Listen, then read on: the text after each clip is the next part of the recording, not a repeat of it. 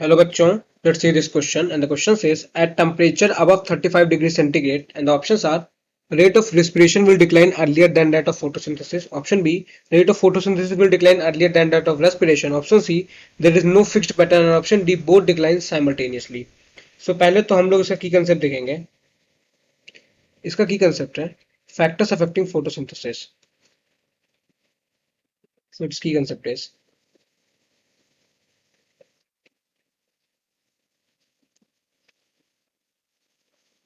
factors affecting photosynthesis. Factors affecting photosynthesis.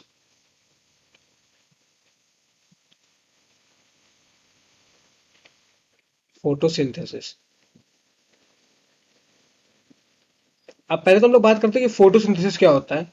सो photosynthesis एक process होता है जिससे ग्रीन प्लांट्स अपना फूड बनाते हैं in the presence of sunlight. So it is the process.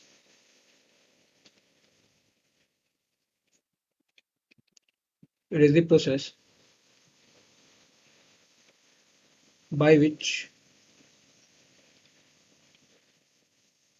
green plant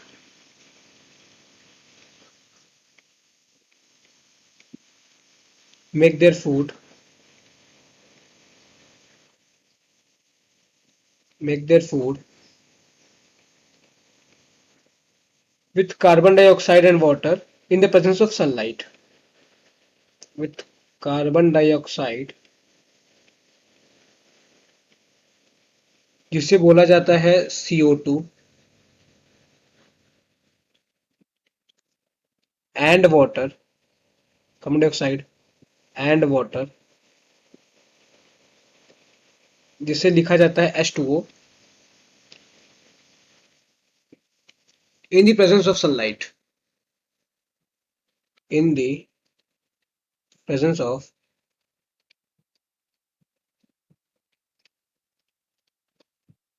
in the presence of sunlight. So ये मतलब होता है फोटोसिंथेसिस का. अब ऐसे कौन कौन से फैक्टर्स होते हैं जो अफेक्ट करते हैं फोटोसिंथेसिस को, इसकी बात करते हैं. सनलाइट. सो हम लोग बात करते हैं फैक्टर्स की बात करते हैं. सो फैक्टर्स हो जाएंगे.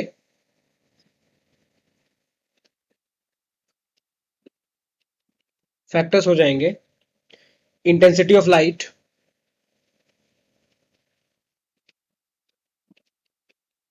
इंटेंसिटी ऑफ लाइट अफेक्ट करेगा फोटोसिंथेसिस को.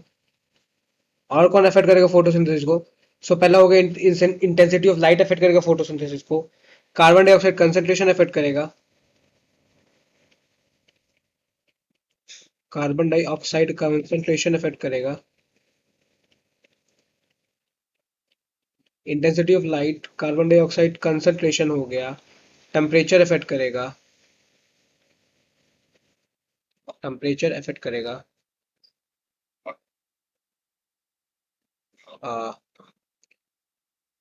Temperature.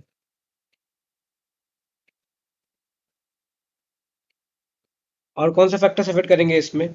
So intensity of light, carbon dioxide concentration and temperature affect करेगा फोटोसिंथेसिस को.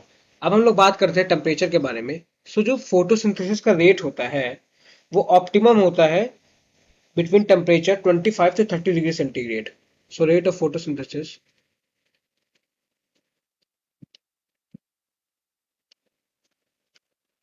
rate of photosynthesis ये ऑप्टिमम होता है. Is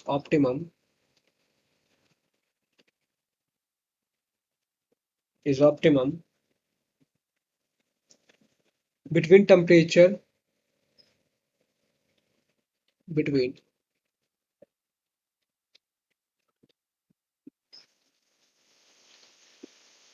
temperature range from 25 to 30 degree centigrade. 25 to 30 degree centigrade. So क्यों ऐसा क्यों होता है? सो ऐसा इसीलिए होता है बिकॉज 0 डिग्री सेंटीग्रेड के आसपास में enzyme stops working. Because because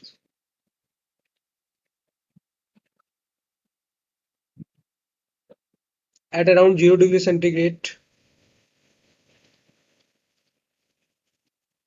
at around 0 degree centigrade, enzyme stops working, enzymes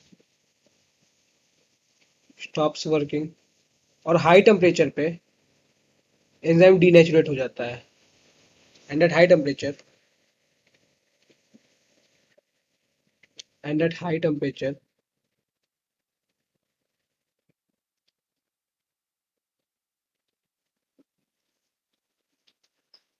क्या हो जाता है, डीनेचुरेट हो जाता है, enzyme डीनेचुरेट्स।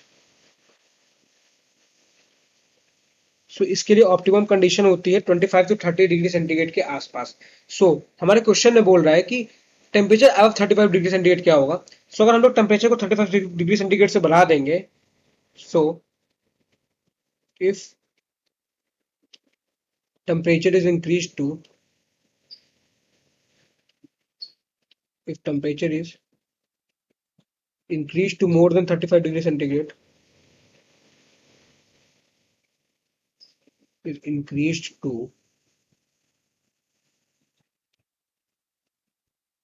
more than 35 degree centigrade, तो होगा क्या, तो रेट ऑफ फोटोसिंथेसिस में डिक्लाइन आ जाएगा। So rate of photosynthesis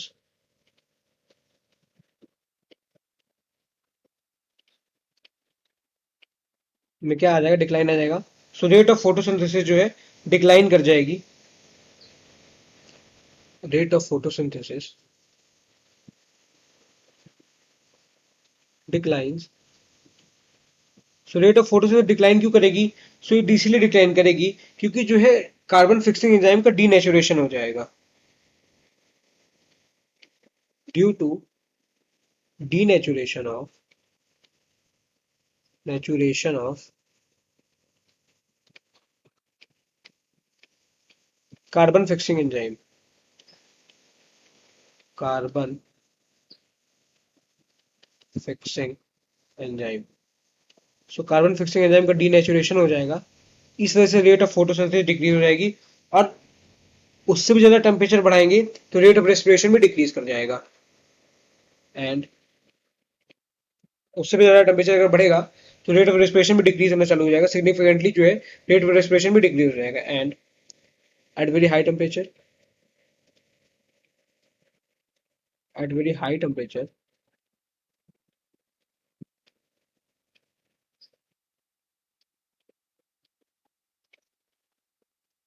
rate of respiration भी डिक्रीज करेगा, रेट ऑफ रेस्पिरेशन